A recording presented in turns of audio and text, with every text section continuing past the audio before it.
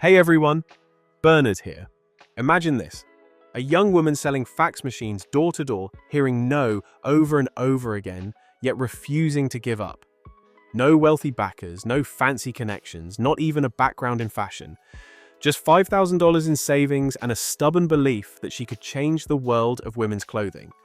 That woman, Sara Blakely, who went on to become the youngest self-made female billionaire. But here's the twist. Her success wasn't just about a product. It was about resilience, creativity, and gambles so bold they almost sound unbelievable. And you probably haven't heard the real story behind them. Let's rewind. Before Spanx was a household name, Sara was walking into offices trying to sell fax machines. Day after day, she faced rejection, sometimes 20 times before lunch. Most people would have quit, but Blakely once said, "Failure is not the outcome. Failure is not trying." Instead of seeing rejection as a wall, she saw it as training. Every no was building her resilience, sharpening her ability to handle setbacks. Think about it. How often do we see rejection as final instead of fuel? Now here's where her story takes a shocking turn. Frustrated with uncomfortable pantyhose, Sara cut the feet off a pair before a party. Suddenly her outfit looked smoother, her shoes fit better, and she had an idea that wouldn't leave her head. But how do you turn a pair of scissors and an idea into a billion-dollar empire? Most people would have dismissed it as silly. Sara decided it was worth betting everything on. With only $5,000 in savings, she began sketching her own designs. She didn't hire fancy lawyers or consultants. She literally bought a patent book from Barnes & Noble and wrote her own patent by hand. Picture that for a moment. Most aspiring entrepreneurs spend months waiting for experts to validate their idea. Sara grabbed a pen and did it herself. This wasn't just resourcefulness, it was a gamble. If her amateur patent was rejected, her idea could have been stolen. But she believed the bigger risk was never trying. And here's the unexpected truth. When she started pitching factories, every single one turned her down. Male executives couldn't understand why women would want a product like hers. Sara might have stopped there, but instead, she kept calling until one mill owner's daughters overheard her pitch and convinced him to take a chance. Think about the lesson here. Sometimes your breakthrough doesn't come from convincing the boardroom, but from connecting with people who actually understand the problem. But having a prototype wasn't enough. Sara still had to convince retailers. She marched into Neiman Marcus with nothing but a red backpack and her products stuffed inside. Her pitch? Forget long explanations.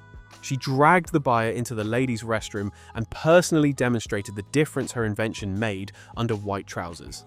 Risky? Absolutely. But it worked. She got her first order on the spot. How many of us would dare to risk looking foolish if it meant winning big? Now here's where it gets even bolder. Instead of spending on ads she couldn't afford, Sara relied on something far smarter: product seeding. She personally sent Spanx packages to celebrities and stylists, hoping someone influential would notice, and that gamble paid off in the most dramatic way possible. One day, Oprah Winfrey held up Spanx on national television, calling them her favorite product of the year. Overnight, Sara's company exploded. No ad agency could have bought that kind of attention. But here's the twist you probably haven't heard. Sara didn't just rely on Oprah's shout-out. She prepared her business to scale immediately, ensuring stores were stocked and ready to handle the rush. Opportunity alone doesn't make you rich. Being prepared when opportunity knocks does.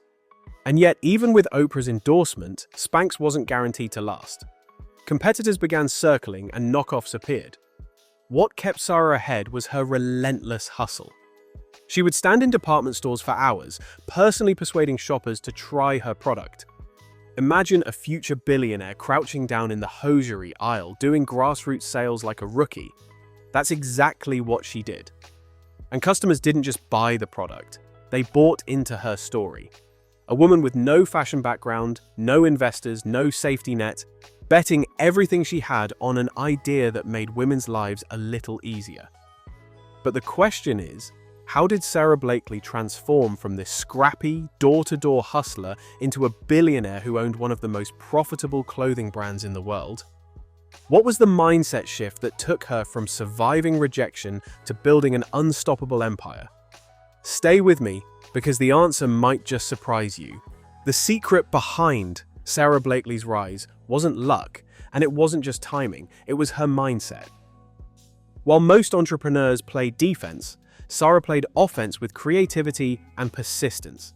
She said, "What you don't know can be your greatest asset if you let it make you do things differently." And that philosophy shaped every stage of Spanx's growth. Take her funding strategy. Instead of raising millions from investors who might pressure her to compromise, Sara kept full ownership. She funded Spanx entirely with her own savings.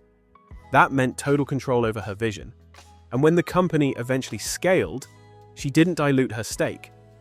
By the time she became a billionaire, she still owned 100% of her company. Ask yourself, would you rather chase investors early or build something so lean that you keep all the upside? But there's another gamble she made that most people don't know about. When Sara first shipped products to stores, she personally designed the packaging and wrote the copy herself. One line famously read, "Don't worry, we've got your butt covered." It was playful, funny, and completely different from the stale packaging her competitors used. Retail buyers thought it was risky.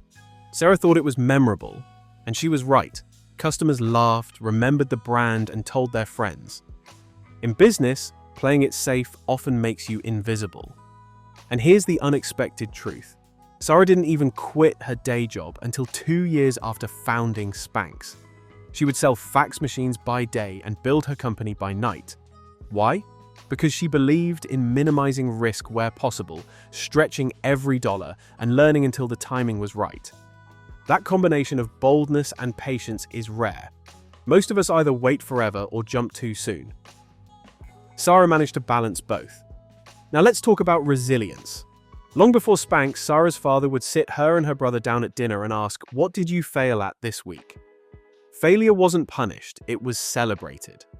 That simple shift trained her to see failure as progress. When you remove the fear of failing, you unlock the freedom to take risks most people avoid. Imagine how differently your own journey might look if you started celebrating attempts instead of fearing mistakes. Her resilience was tested again years later when copycat brands started flooding the market. Sara could have fought endless lawsuits, but instead, she doubled down on innovation. Spanx expanded into bras, leggings, even men's products, always staying one step ahead. She understood that the real moat wasn't just a product, it was her brand's authenticity and her direct connection with women. Competitors could copy fabric, but they couldn't copy Sara's story. And here's a detail that's rarely talked about. Sara never spent money on traditional advertising in Spanx's early years. She built an empire through word of mouth, storytelling, and guerrilla-style seeding strategies. She once stood outside restrooms at upscale stores, handing Spanx to women and persuading them to try them on. That level of personal hustle created loyalty no billboard could ever buy. And when big celebrities began wearing Spanx, it wasn't paid endorsements. It was organic momentum she had engineered through relentless persistence. But let's zoom out for a moment. What can we actually learn from Sara Blakely's shocking gamble? First, she bet on herself when no one else would. Second, she embraced rejection until it became her advantage. Third, she built lean, owned everything, and stayed authentic to her mission.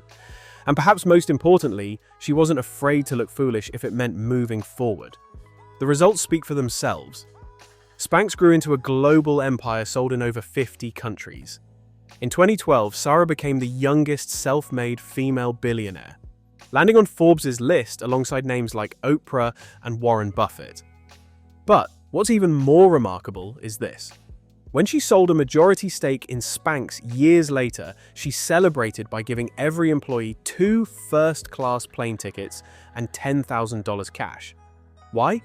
Because she never forgot what rejection felt like, and she wanted her team to feel seen, appreciated, and rewarded. Sara once said, "My advice for entrepreneurs is don't be intimidated. Go with your gut, be scrappy, be resourceful, and never stop believing in yourself."